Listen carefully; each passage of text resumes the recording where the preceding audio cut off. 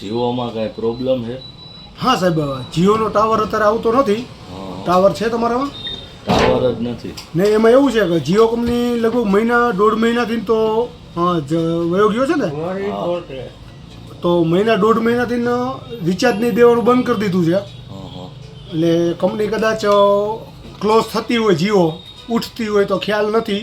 કારણ કે અમને દુકાનવાળાને કેટલા સમયથી રિચાર્જ દેવાનું બંધ કરી દીધું, ક્યાંક રિચાર્જ મળે ક્યાંક નથી મળતું. તો આ કારણોસર તો બની શકે તો સાહેબ તમે તમારો નંબર એનો એરીએ કદાચ જો હમણાં કલાક 2 કલાકમાં ટાવર આપે તો મળી જશે તમને ઇનકેસલી. તો પોર્ટિંગ કરાવી લ્યો તમે, વીઆઈમાં પોર્ટ કરાવી લ્યો. હા, વીઆઈમાં તો આ તમારો નંબર એનો બચી જશે. જે કે તમે ધંધામાં આપ્યો હોય તો નંબર તમારો બચી જશે. એવું?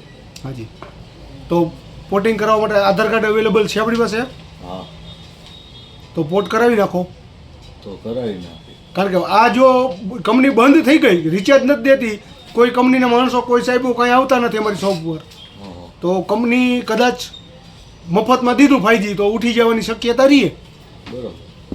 તો અત્યારે વારંવાર જે ટાવર જવાની પ્રોબ્લેમ છે તો એના કારણે આપ ધ્યાન રાખીને આપનો નંબર બચાવી લ્યો. એવું? હાજી સાહેબ. તો MNP કરવું છે ને આપણે? હા, કરી નાખી. ઓકે, તો આધાર કાર્ડ ફોટો છે કે? ફોટો છે. હા, તો કાંઈ વાંધો નહીં, આપણે વીઆઈમાં આવતા રહ્યો. તો કરી નાખી. બરોબર છે. ઓકે, તો ચાલો ભાઈને વીઆઈનું MNP કરી દો.